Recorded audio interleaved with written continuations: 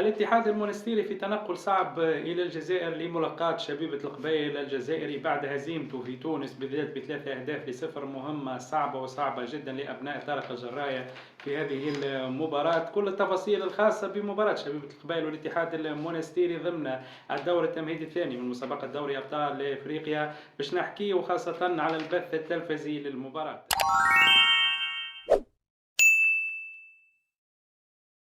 في تمام الساعة 7 مساء تنطلق مباراة شبيبة القبائل الجزائري والاتحاد المونستيري لحساب الدور التمهيدي الثاني من مسابقة دوري أبطال إفريقيا. ملعب حسين أيد أحمد بتيزي وزو باش يحتضن المباراة هذه وباش تكون زاد المباراة منقولة مباشرة عبر القناة الجزائرية تي في 6. تي في 6 الجزائرية هي الناقل الوحيد للمباراة هذه. مباراة مهمة جدا للاتحاد المونستيري.